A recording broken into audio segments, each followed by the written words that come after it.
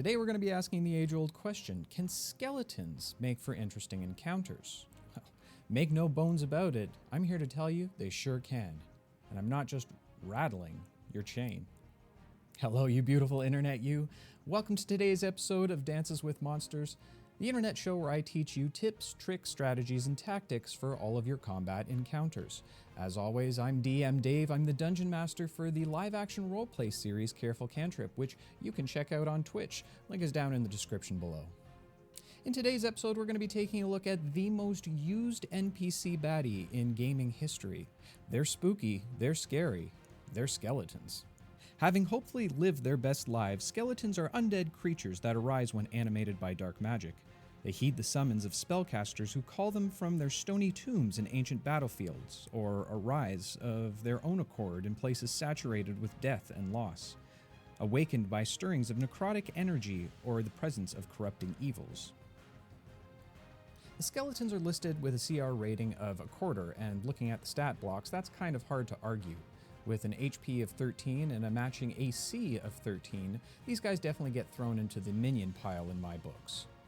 Their stats are relatively trivial with a +2 to dexterity and a +2 to constitution, which, in my opinion, I think that might have been a potential typo that they just left in there. I don't know about you guys, but I've never really seen an agile skeleton before. You add on to the fact that they get a short sword attack and a short bow attack. These things are about as interesting as Halloween decorations on November 1st. When I was looking over the skeleton, I tried to imagine what I could potentially add to the stat block that would make sense to the overall creature.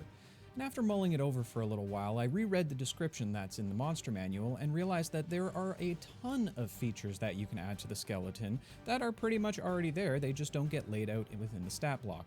Let's take a look at some of these features. The first described feature I wanted to take a look at was the animated dead feature that is found in the monster manual. This basically implies that some sinister force, whether it be by magic or some other kind of curse perhaps, is the reason for the skeleton animating in the first place. If their bones are in fact fused with some type of magical energy, perhaps we could use that to our advantage. And so I created a reaction that allowed for a bit of a necrotic energy to be blasted at the players based on a chance roll of a D100. If they scored a particular DC of, say, 80 or higher, then the player would be blasted with a necrotic energy. The nice thing about this is that there's no prescribed damage amount to it, so you can really just add and subtract dice damage based on the levels of your players. The next description I wanted to take a look at was the habitual behavior, which states, a skeleton free of a master's control sometimes pantomimes actions from their past lives.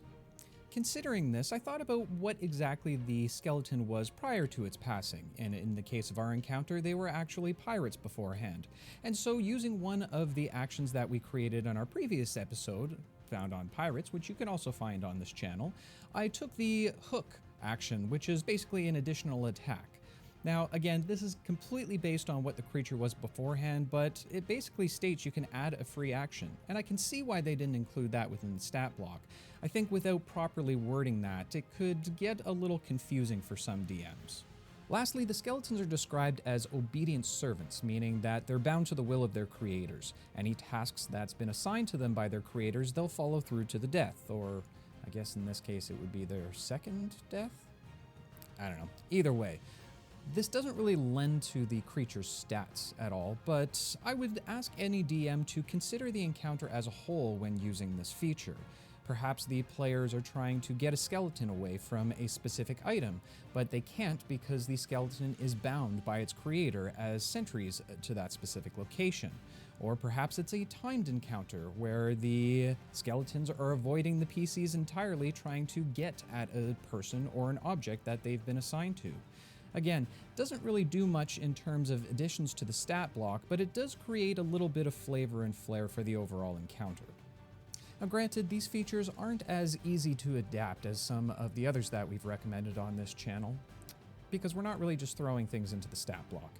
It will take some creativity on your part as the DM to add things, but hey, let's be honest, anything that you can add is going to be a little bit more interesting than simply rolling for attacks and rolling dice damage at the end of the day. So there you have it, folks, the skinny on the skeleton. If you like what we're doing on this channel, you can go ahead and subscribe. We try and put out new videos on encounters every week. And if you ever want to check us out live, we go live on Tuesday nights on Twitch at 8 o'clock Eastern Time. But until the very next one, my friends, good luck with all of your TPKs. If you want to keep the campaign going, just go ahead and find yourself a friend and a necromancer. We'll see you in the next one, guys. Take care.